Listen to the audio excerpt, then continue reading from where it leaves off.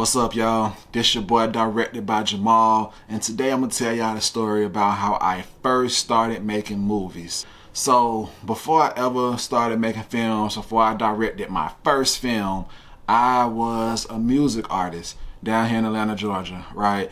I started recording and really taking things serious around 2008. Things started going really well. By 2010, like, I was really making some noise. I was doing shows, I was performing, I was opening up for bigger acts, and life was going really good. Like, my little rap career was trying to do its thing. And so right around this time, around mid 2010, I decided, like, yo, I might as well shoot my first music video. Like, I might as well do my thing. So at the time, I was a student at Georgia State University. So I knew a lot of cool people that, you know, did film and shot stuff back then. But at that time, I didn't know anything about a camera at all. So I ended up connecting with a couple of guys that were film students.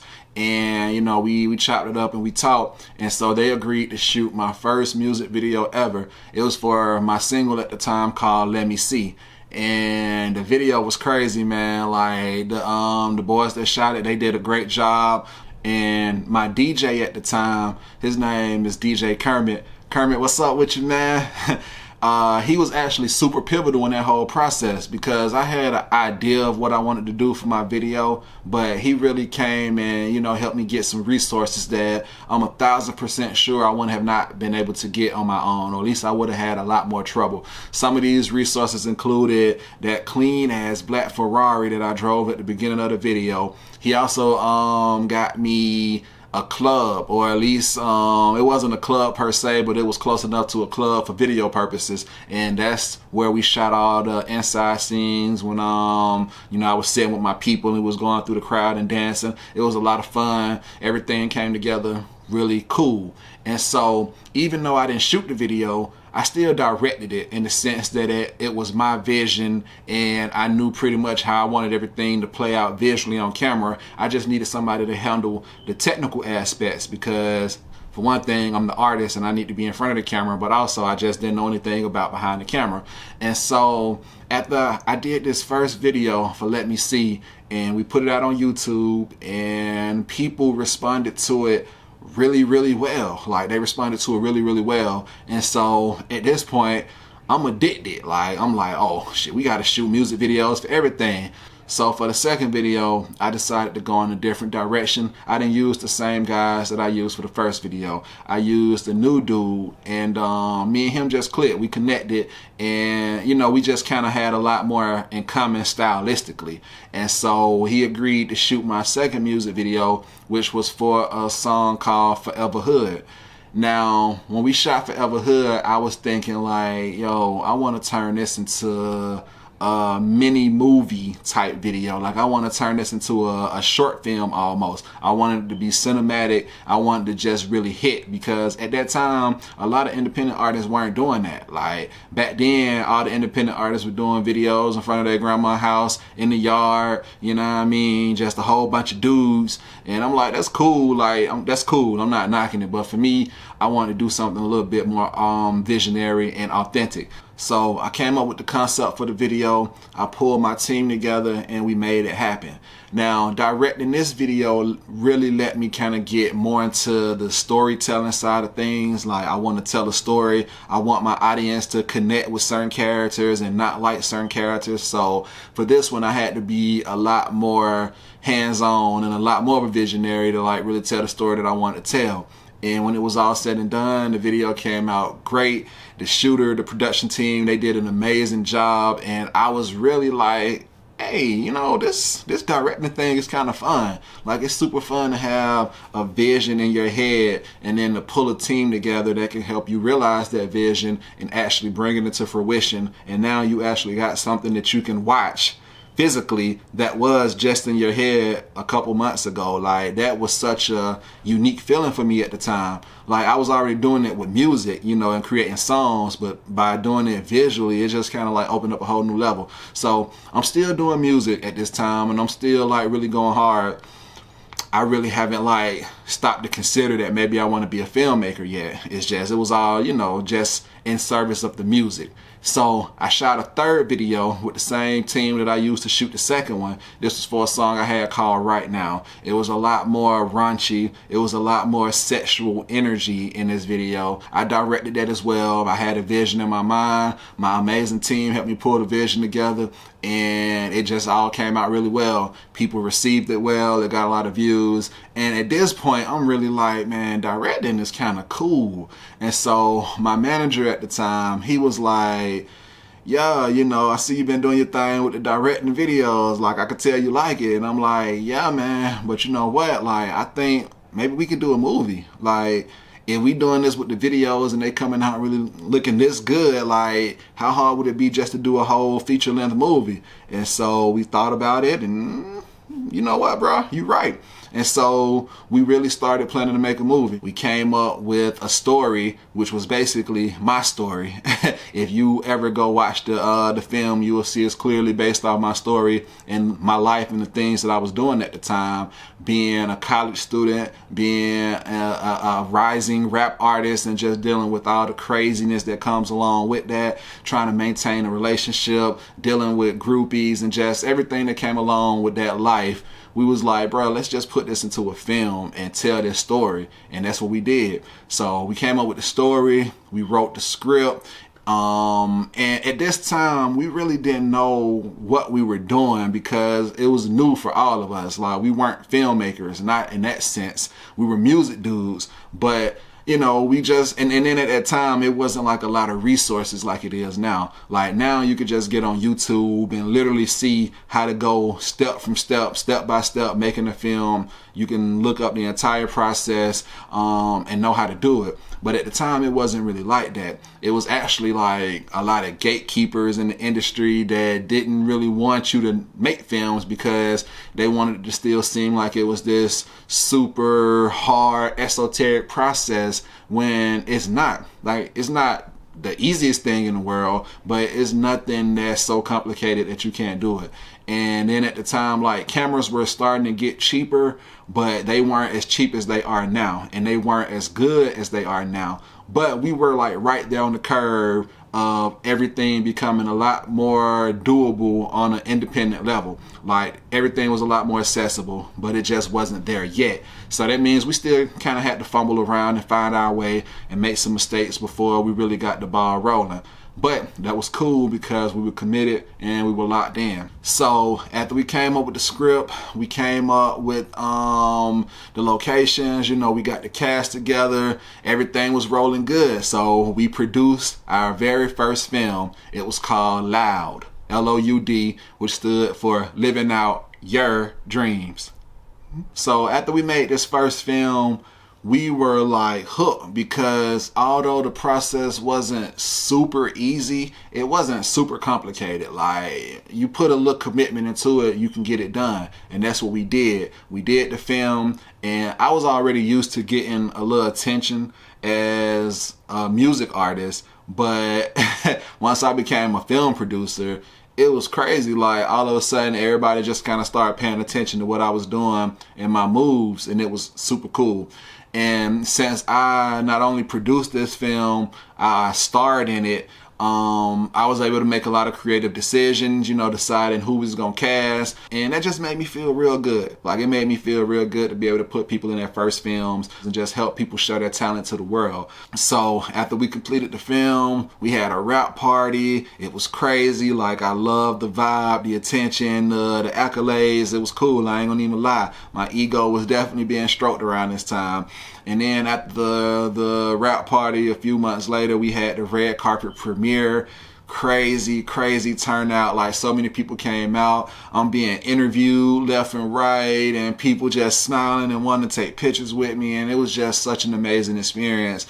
I decided right then and there, after we completed Loud, I was like, yo, I want to be a film producer / director. Like, it was no doubt about it. So we had already created the production company by then called Loud, and by this time we had brought on a third partner who was absolutely amazing. She was so pivotal in everything that we have done since then. And it was the three of us, and we was Loud Films, and so we decided we're gonna push forward and like really do this film thing. And so at this time I was still doing music. I was still pursuing it as seriously. I was just kind of juggling both of them, music over here, film over there, and like I said, we was gonna make it work. So our second film as Loud Films was a film called Push. And this film was kind of like a psychological thriller. It was dealing with hacking and like scamming. It was dealing with scamming way before scamming became trendy. Like, scamming became trendy probably like 2017, 2018. Everybody knew about it. This was 2014, y'all. We was making a film about this, and it was such a super dope film. And going into it, you know, we made a lot of we realized we made a lot of mistakes on the first film, Loud. So going to Push, we were like, man, we veterans now. Like, we know what's going on. We got this, and we're not gonna make the same mistakes that we made. And some of the mistakes we were able to eradicate for the second one, but then we end up making a whole new set of mistakes for Push. And those set of mistakes were very costly. It was so costly, in fact, that the film never ended up coming out. So it was kind of like a bummer, but oh boy, did that film teach us the most important lesson that you can ever be taught on a film set if you're a producer, and that is paperwork, paperwork, paperwork. Make sure your paperwork is tight. Make sure the people who you hire to work for you understand that they are work for hires. Make sure they sign that dotted line that states that. Make sure you keep that chain of title clean so that there are no issues when it comes time to distribute your film. That's just a little freebie. If you're gonna make films, make sure your paperwork is tight. Of course, it's obvious, but you know, at the time we were still new, and you know, we just didn't know that we had to do everybody like that. But yes, do everybody like that, no matter how cool y'all think y'all are. That's my little soapbox. Nevertheless, Push was a super great experience. You know, it introduced me to the next element of making films, right? So Loud was the first film we made, but with Push, we really took things to the next level with the professionalism and the preparation, as far as having multiple table reads, as far as making sure everybody had chemistry on screen, making sure that these people, the actors, were like in touch and communicating with each other outside of table reads, so that their chemistry can be as tight as possible. We did better locations. We just had higher production value all the way around. So Push really showed us what was possible when we really like got down to the nitty gritty, and it was a cool experience. Now, around this same time, 2014 going into 2015, I'm still doing music, but it's kind of slowly taking a back seat to the films. Like, I still enjoy writing, I still enjoy recording and even performing, but the grind just wasn't like as fun as it was back in the day for me, you know. And that might be because making films were starting to replace that passion, or maybe the industry was just changing, or maybe I just aged out of what I was doing. But in any case, after we made Push, I kind of like put down music, and I never quite got back to it. Even though I still write and still do certain things, like I never got back into it like I was before we started making films. So after Push, we made our third film. We produced our third film as Loud Films, and this film was called Truth or Double Dare. It was a horror film. It was a slasher. It was a throwback to your classic slasher films of the late 90s, like Scream and I Know What You Did Last Summer and all of those. We were super excited about this project. Like, we had so much fun making this. And so by this time, we had learned from all the mistakes that we made from Loud and from Push. So for Truth or Double Dare, everything was on point.